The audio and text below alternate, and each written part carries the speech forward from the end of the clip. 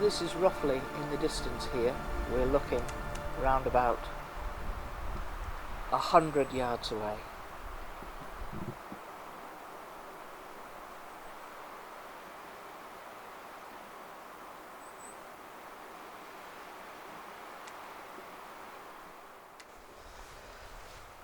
So I'm very pleased that most of you enjoyed the question and answer session, which I think we'll try and do another one at the end of February.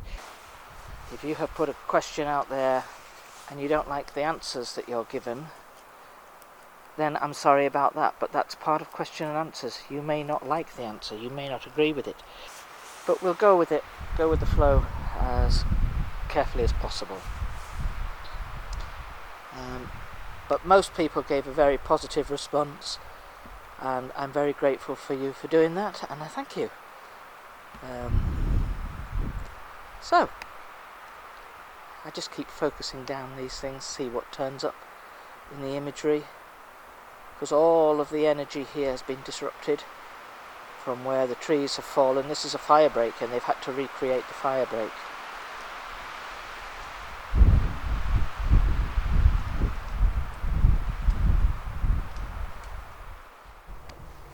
So Judith asked, how did I get into this with Bigfoot? How did I manage to start talking with them? And I could probably go back about 15 years and totally really unaware of all of the Bigfoot discoveries and things like that. It wasn't even a blip on my horizon. But I had a very strange dream in which I woke up mid-dream and realised I was in amongst a group of people, and I knew there were people, and one got up to walk away. The others were all sitting on the ground, cross-legged, doing things with sticks or grass, and I was seen to be like an observer. And this one just got straight up, turned around and walked off. And it was like a giant teddy bear. And so when I say, hey teddy bears, that's where that little phrase came from. And it was the weirdest of dreams. It stayed with me for a long time and I could never place it. So once I started to get interested in the Bigfoot legend, and I didn't watch Boggy Creek or Harry and the Hendersons, any of that wasn't my interest. It was the Patterson film. And I saw it on the front cover of a National Geographic as a child, and I'm just going to look that up and see if they've ever found anything more about that. And the deeper I got into it, the more interesting it became. And I still love that footage. I absolutely 100% believe it is genuine. There is no way it couldn't be. All the people that say it isn't genuine,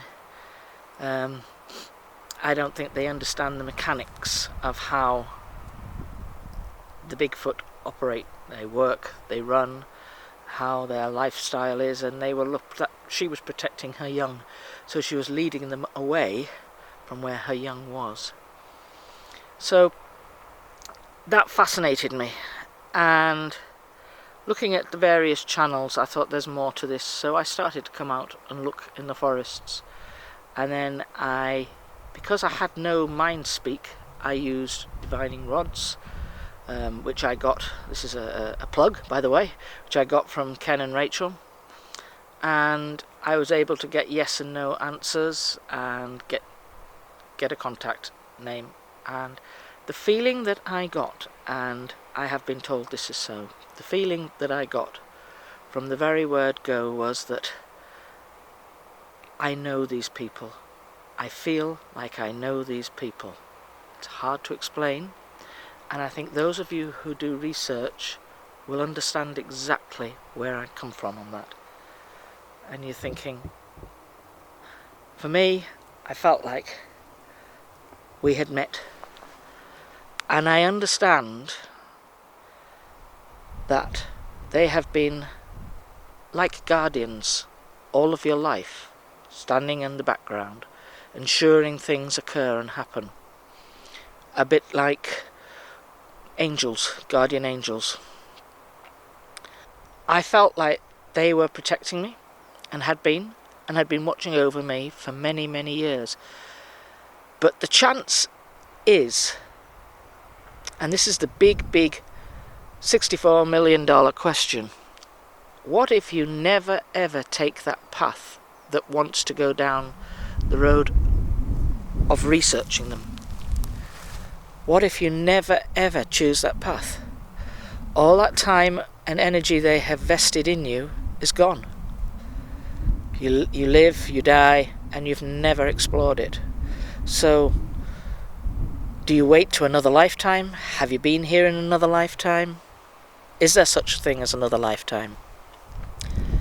You might like to comment on that. Put your comments on whether you think there is another lifetime, whether you think we have been here before, because I believe all these things are all interconnected. I actually feel now, the more I've researched this, the more I've gone to it, the more I've spoken with the Bach and Dacia Gaia, the more I have been given to understand. I feel as though anything connected with space, planetary, energy, with what we term the spirit world, but other dimensional, not just spirit world, but other dimensional, and there are many dimensions. I think these are all connected, absolutely all connected.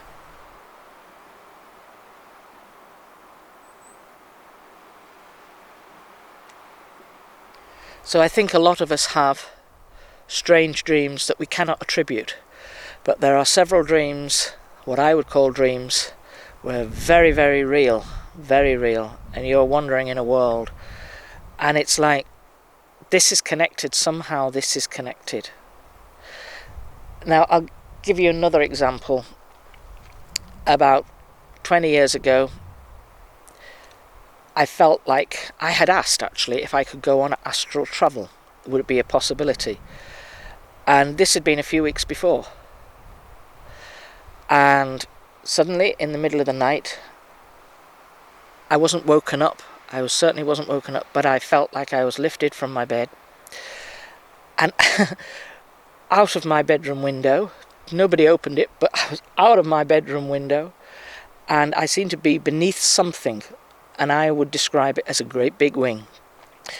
And I was at low level, hedge tops, field tops, probably no bigger than about 10 or 15 feet above the ground, and at breakneck speed, and then suddenly I landed at a place which was completely different to where I was flying over, completely different. And I'll give you an example of the ground here. You see the colour of the track. It was like that. It was rock and sand, and I believe it was a desert place. I would like to say it was somewhere in the Middle East, but I have no idea. But it was that colour, sand and rock. And I was looking in the distance, and there was the sea, which was turquoise blue.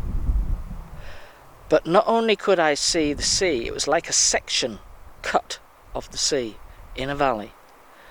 And I could see the valley with this ground colour either side, and then right in the middle was the water, filling up the V shape, if you like. This beautiful water, and I could see all the marine creatures below the water and above the water. And that water, for some reason, I understood that the colour of that water was not just a flat colour in the distance. It was three-dimensional. I could have touched that colour. I could have moulded it into a different shape. It was multi-dimensional, and that was like we have a 3D vision. This was really peculiar. It was like 5D. Very, very strange. And that is yet another dream that stands out in my mind. And I believe that that was like a marker showing me about dimensions. So when, right now, we're coming to think about dimensions and how they work, how the people operate around them, I can go back to that and think, yeah, I could actually feel that colour. And that's really weird. I could have picked that colour up and it would have been there in my hand. And that is the way, it's just weird. So I hope that explains some of my experience. That's where we're at now. I don't believe that we choose necessarily to engage with the people from thin air, from nowhere. I think we have already been chosen. Whether we choose to switch on the light in that room or not is a different matter, but I strongly believe we have already been chosen. They choose us rather than we choose them. I wonder if that makes sense to people. See what you think and put them in the comments below. I'm really interested to know if other people feel the same. And here in Papillon today, it's quite interesting. I have found some things which I had not seen before, and a Fenian has led me quite a long way actually to find them. You can just keep walking in this forest for miles and miles. So what I wanted to explain first of all was about we've got an event on this weekend, because I will not be up here. Today is Thursday, so I won't be up here on Sunday or on Saturday on the weekend. There's a ceremony for Amagaba, which I will explain as we walk back down to our gifting area. So for now, I want to explain that about the anointing ceremony, and a little discussion as well about names. So don't forget, if you think of any questions, put them in the comments and I'll save them for our Q&A at the end of February. Okay, I'll show you what the Fenian has brought me here to see. I'm just going to show you the type of area of the forest that we are in. So the ground is all springy moss, and the trees are all covered in this bearded moss. We call it old man's beard. It is actually a nice sunny evening up here, but at our level it feels dark. So you can see how these trees are completely covered in this moss. Because we've had a lot of rain recently, this moss is now soaking wet. So there's an area of brightness through there. I am walking through this part and I am being guided by a Fenian who we've had quite an interesting chatter, and I felt obliged to stop here and just look at these. It's just a collection, to the ordinary eye, it's just a collection of fir cones. But they, to me, I can't see any squirrel doing this. I really cannot see any squirrel. The pattern. So there's a line coming off here, and what we should do is draw this. And you might just think, oh, it's just been thrown about, which is what I thought. It was just a collection of cones strewn. But that, to me, That looks very ordered. That looks placed. So those of you who are good at drawing, if you start with your piece of paper in front of you in a landscape shape, I'll let you start at this end, starting on the left hand side of the paper. If you want to draw the shape or the pattern that you see there, and we will come across here. This is the main body of it.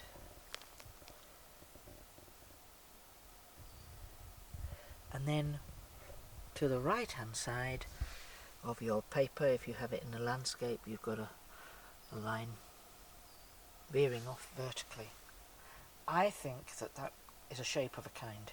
So we'll just take a little wander around, and then we have this. What's that? I don't want to pull it out, but yeah, it's been stuck in the ground.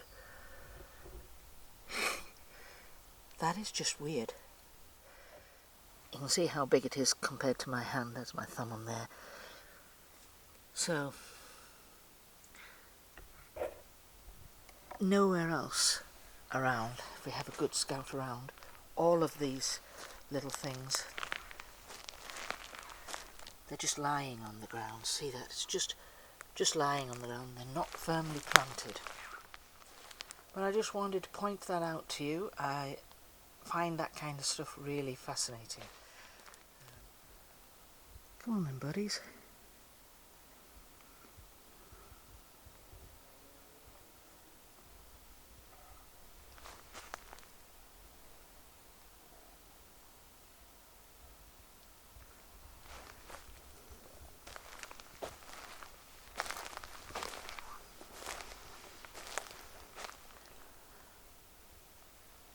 I don't really see, I'll just have a little walk through here, I don't see any more, and this is where she's led me to, so I think that, oh, now how interesting is that?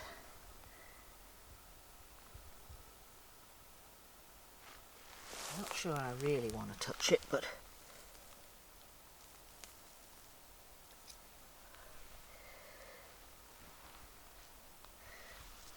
put my finger beside it. That's how long it is. It's as long as my first finger, or a normal person's finger. So that's on a clump. That strikes me, that's like gifting, isn't it? So I think I'm just looking around this space and this area, looking very carefully, because that's just one side of something's jaw. And it might be that that's just where it happened to eat whatever it was, and it's left it there.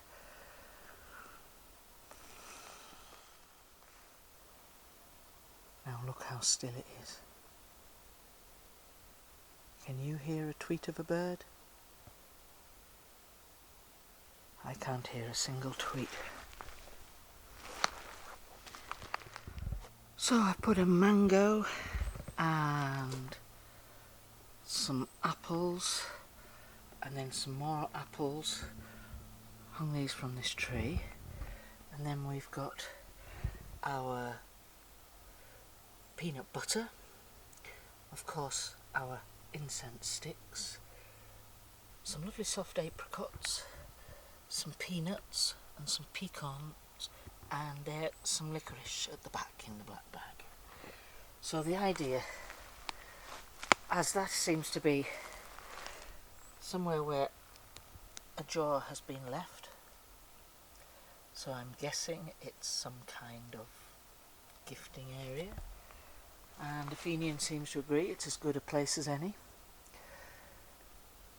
So let's go to names. Every family usually has family names.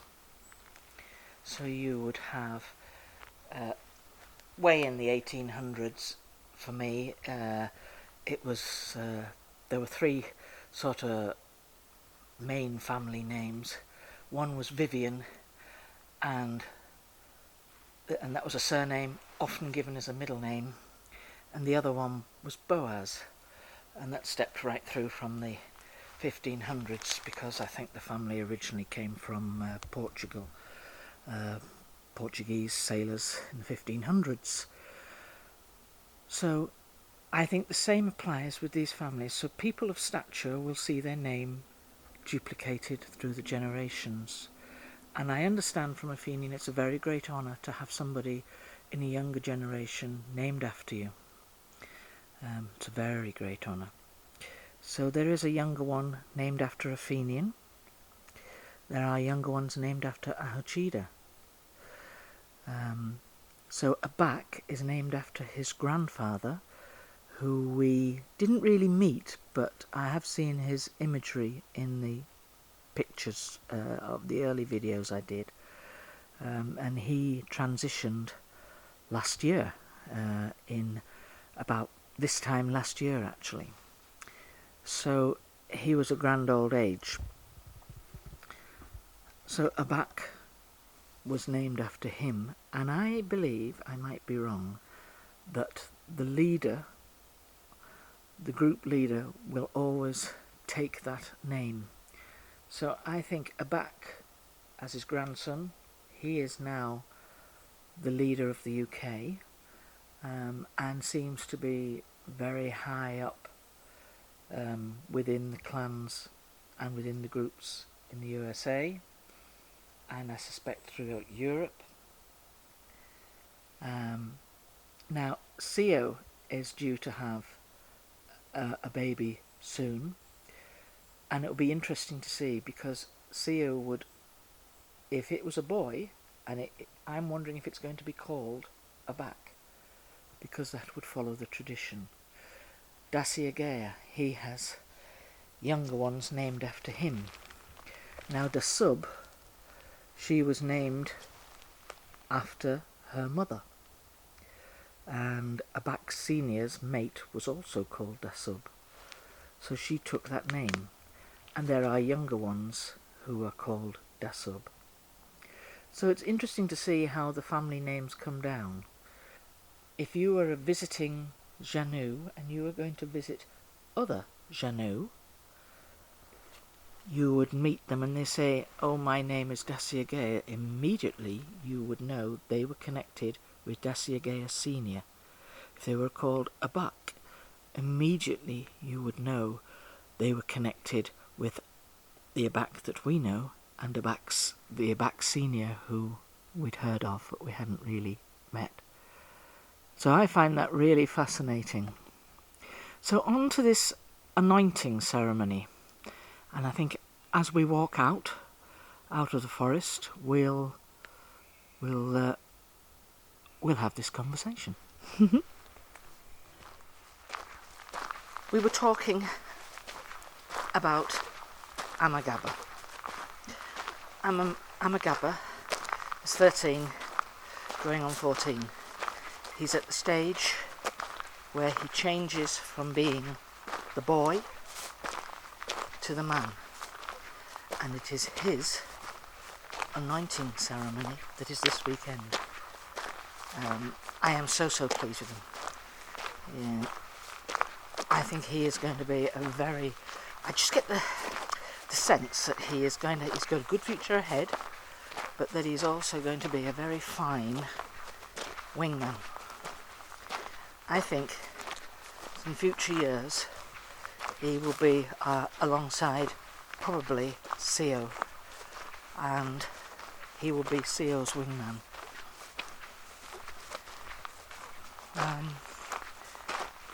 So he's changed.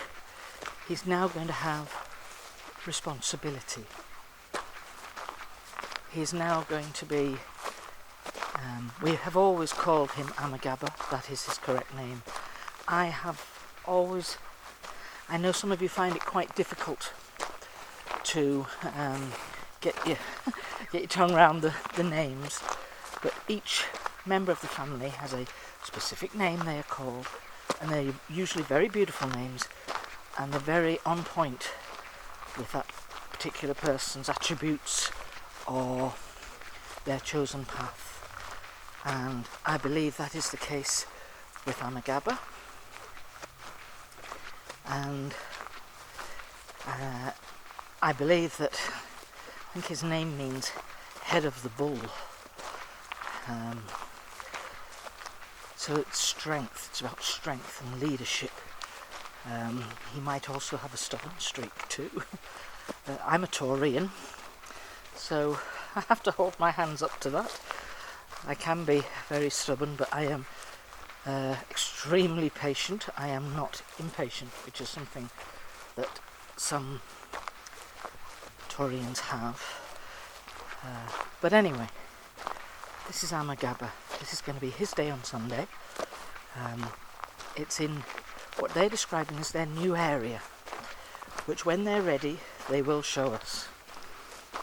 They will take us to it, to an area which is like a meeting point, a new meeting point, because that's what the original moon moth was. It was a meeting point.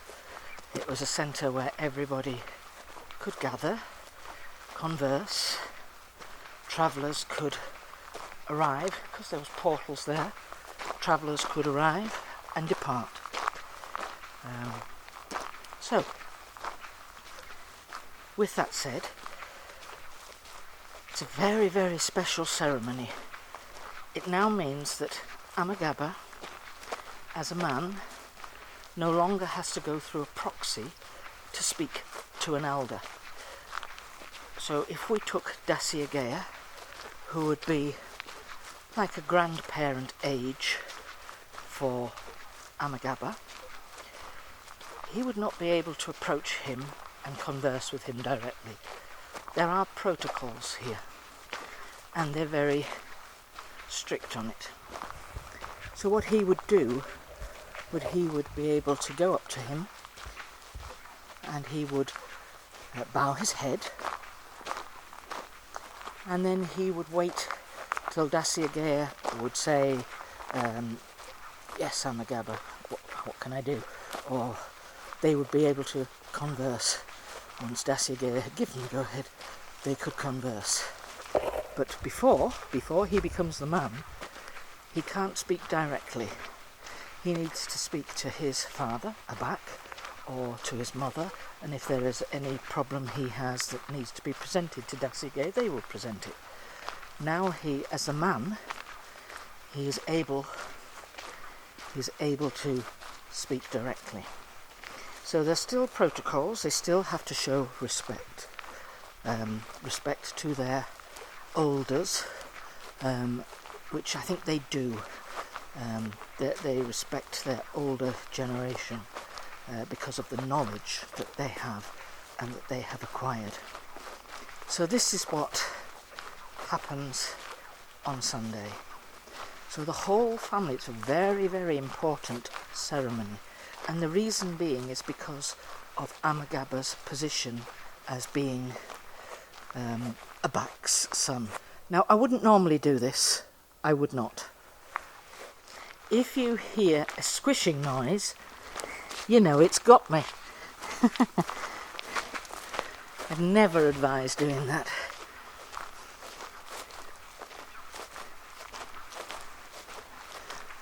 But this area, this part of the forest has had quite a lot of damage done with the trees coming down in the storm. Early evening, it's just after 4 o'clock. It will be dark in about an hour's time. It's gradually getting lighter and lighter as we work our way through the year. So what I want to do in particular, I want to wish Amagaba all the very, very best for Sunday.